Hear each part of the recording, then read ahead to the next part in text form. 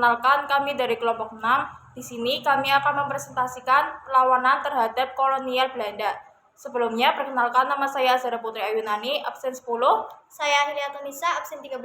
Saya Ana Denisa, absen 5. Saya Astina Nalfadila, absen 9. Saya Nur Kafaningrum, absen 29.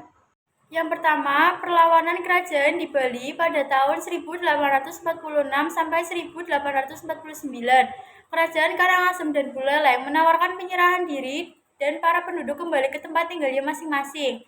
Ketika datang ke Bali, Gubernur Jenderal Jacob Rokusen menemukan penduduk di daerah-daerah setempat telah menyerah. Dengan kerajaan Karangasem dan Buleleng menyerah, disepakatilah perjanjian baru, di mana kewajiban terhadap pemerintah Hindia Belanda diselesaikan dengan cepat. Namun keadaan damai yang dicapai pada tanggal 12 Juli itu pecah kembali. Pemerintah Belanda membangun benteng di Buleleng dan dihuni oleh 200 orang dan mengendalikan penduduk setempat serta menjamin pengawasan kontrak yang dibuat. Pada kenyataannya, tak dapat disangka bahwa perang kedua justru segera meletus dan serangan kedua menjadi kenyataan.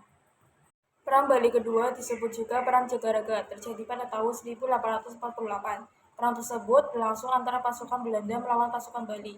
Belanda memanfaatkan isu hak tawar karang di mana raja-raja Bali dapat merampas kapal yang karam di perairannya, yang tak dapat disetujui oleh hukum internasional. Pasukan Belanda beranggotakan 2.400 prajurit. Sepertiga terdiri atas orang Eropa, sisanya adalah orang Jawa dan Madura. Ditambah dengan satu kompi yang beranggotakan orang kulit hitam Afrika, kemungkinan berasal dari koloni Belanda di Ghana, saat itu Pantai Emas. Angkatan tersebut mendarat di Sangsit, Buleleng pada tanggal 7 Mei 1848. Orang Bali berjumlah 16.000 jiwa, termasuk 1.500 orang yang bersenjatakan senapan api di bawah pimpinan I Gusti Ketut Jelatik. Setelah Belanda mendarat, orang Bali menarik diri ke posisi mereka di Jagaraga. Hanya 4 km jauhnya, Belanda menyerang musuh di Jagaraga meskipun udara panas menyengat.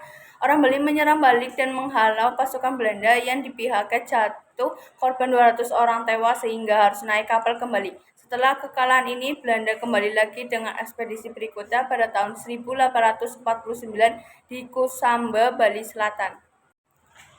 Perlawanan Singamangaraja pada abad ke-19 hingga awal abad ke-20 adalah perjuangan besar yang dipimpin oleh Raja Sisingamangaraja XII dari suku Batak di Sumatera Utara, Indonesia, melawan dominasi Belanda. Sisingamangaraja XII juga dikenal sebagai Guru Padri, adalah pimpinan suku Batak yang menghadapi agresi dan pengaruh misionaris Belanda yang mencoba mengubah agama dan budaya suku Batak.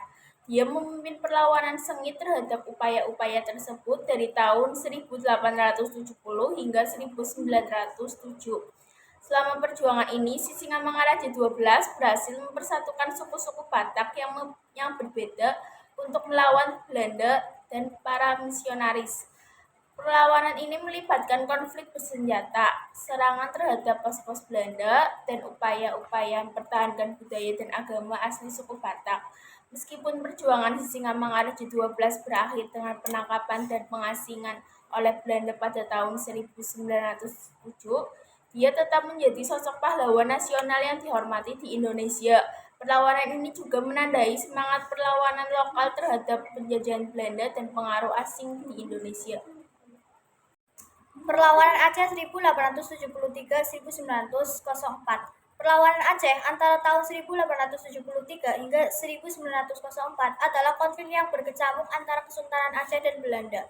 Perlawanan ini merupakan salah satu yang paling berkepanjangan dalam sejarah kolonialisme Belanda di Indonesia. Perang Aceh dimulai pada tahun 1873 ketika Belanda mencoba untuk menguasai wilayah Aceh yang kaya akan sumber daya alam, terutama lada. Puncak perlawanan terjadi pada tahun 1880-an dan 1890-an di bawah pimpinan ulama dan pemimpin perang seperti Teuku Umar dan Cut Nyak Dien.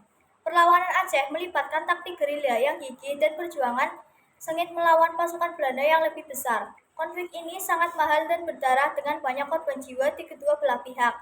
Perang Aceh akhirnya berakhir pada tahun 1904 ketika pemimpin Aceh, Sultan Muhammad Daud Shah, menyerah kepada Belanda. Meskipun Belanda berhasil menguasai Aceh, perlawanan ini meninggalkan jejak sejarah yang kuat.